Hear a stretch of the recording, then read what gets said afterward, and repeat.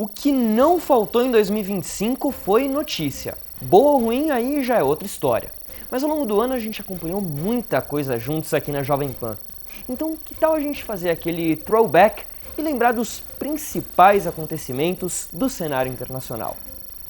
2025 começou já com a expectativa pela posse de Donald Trump.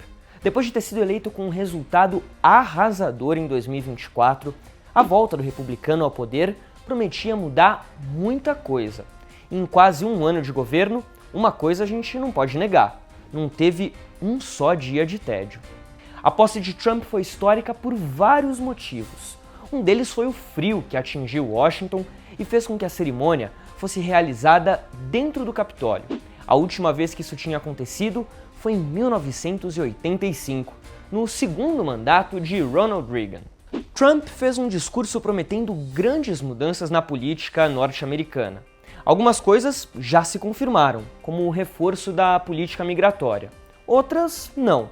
Mas se teve uma coisa que definitivamente não ficou igual, foi o comércio internacional. Isso porque, em abril, o presidente promoveu o chamado Dia da Libertação e anunciou o início de tarifas para todos os países ao redor do mundo. Imediatamente, países e empresários entraram em pânico. Da noite para o dia, o maior país do Ocidente decidiu colocar pelo menos 10% de impostos na compra de produtos vindos do exterior. O pior caso foi com a China. Primeiro os Estados Unidos colocaram tarifas, depois os chineses colocaram de volta. Aí os Estados Unidos colocaram de novo. A China colocou mais uma vez, os Estados Unidos de novo, a China de novo e no fim das contas as tarifas foram reduzidas, porque o cenário poderia ter sido catastrófico ao redor do mundo. A Casa Branca então começou a negociar e fechou uma série de acordos. Mas até hoje ninguém sabe dizer ao certo quem se saiu melhor com isso tudo. De um lado, os Estados Unidos conseguiram tratativas para atrair investimentos no seu próprio território na expectativa de gerar empregos, além de abrir mais mercados em outros países. Por outro lado, as tarifas provocam um efeito bastante óbvio, o da inflação, e isso passou a valer em vários setores da economia norte-americana. Nessa história, até o Brasil entrou no meio, chegando a receber tarifas de até 50%. Mas isso a gente conta mais lá pra frente no vídeo. 2025 também foi um ano com muitas mortes de famosos. Ozzy Osbourne, Jimmy Cliff, David Lynch, Giorgio Armani, Brian Wilson, mas de longe, a que mais chamou a atenção foi a do Papa Francisco em 21 de abril. No começo do ano, o Papa já tinha passado mais de um mês internado por conta de uma infecção pulmonar. Ele recebeu alta e uma orientação para trabalhar um pouco menos, o que deveria ajudar na recuperação. Mas o pontífice argentino, que ficou 12 anos no cargo, teve um derrame logo depois da Páscoa e não resistiu. A cerimônia no Vaticano contou com milhares de fiéis e líderes políticos de todos os cantos do planeta, e a Igreja Católica precisou escolher um sucessor. Em 7 de maio começou o tão esperado conclave. Diferente do longa, a votação para o novo Papa teve bem menos mistério e acabou sendo relativamente rápida. No segundo dia, o cardeal Giovanni Battista Re anunciou o novo líder de mais de 1 bilhão de religiosos ao redor do mundo, Robert Francis Prevost, que assumiu o nome de Leão XIV, se tornando o primeiro Papa dos Estados Unidos na história. E as guerras? 2025 foi cheio delas. Vamos separar pelas duas principais, começando pelo Oriente Médio. A faixa de Gaza foi o palco de um verdadeiro inferno neste ano. E olha que as expectativas começaram relativamente boas, com a assinatura de um cessar-fogo entre Israel e Hamas ainda em janeiro. O acordo fez alguns reféns israelenses voltarem para casa em troca da libertação de prisioneiros palestinos. Mas a trégua não durou muito, e a sequência dos conflitos foi ainda pior. Além da morte de milhares de pessoas, a situação foi intensificada pela dificuldade de entrada de ajuda humanitária no enclave palestino. Muitos países da comunidade internacional fizeram pressão, mas isso não mudou muito a história. Segundo a ONU, a fome atingiu níveis extremamente preocupantes em Gaza, principalmente para crianças e idosos. Isso tudo em um território que já não era conhecido pelas melhores condições de vida antes da guerra. A Jovem Pan acompanhou isso tudo bem de perto.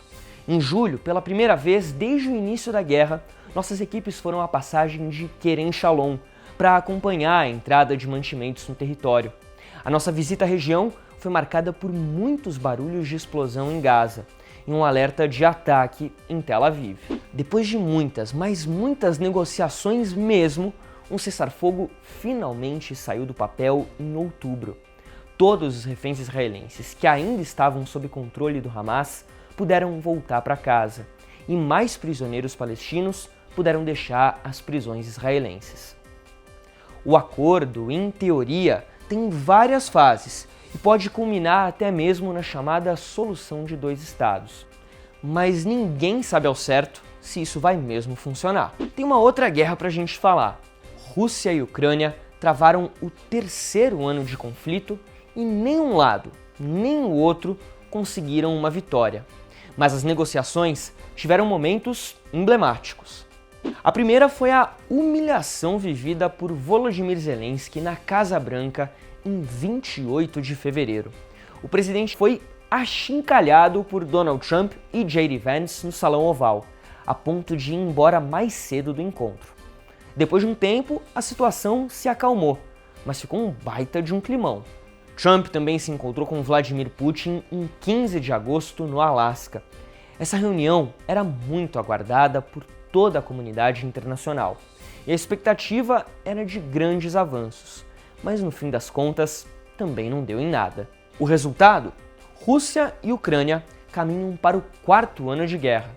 As negociações até voltaram a ganhar força no fim desse ano, mas com muita distância entre as reivindicações dos dois países. Depois dessa reunião no Alasca, outro encontro também chamou muita atenção: a Assembleia Geral da ONU em setembro, em Nova York, o Met Gala do jornalismo internacional.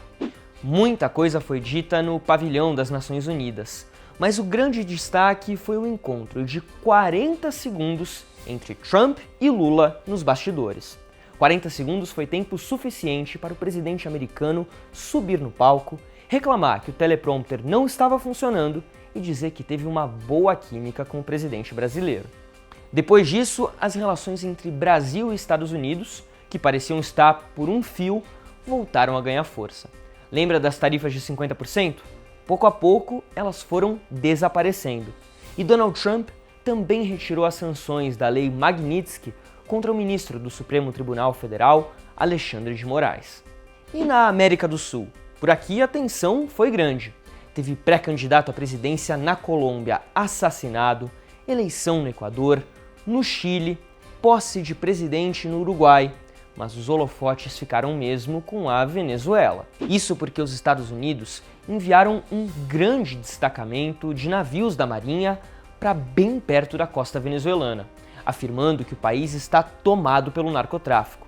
Ataques foram feitos em águas internacionais e a situação escalonou de vez. Dizem por aí que Nicolás Maduro pode acabar sendo pressionado a entregar o cargo e fugir para outro país. Talvez Rússia ou Belarus, mas até lá, muita água pode rolar. E aí, qual você acha que foi a principal notícia do cenário internacional em 2025?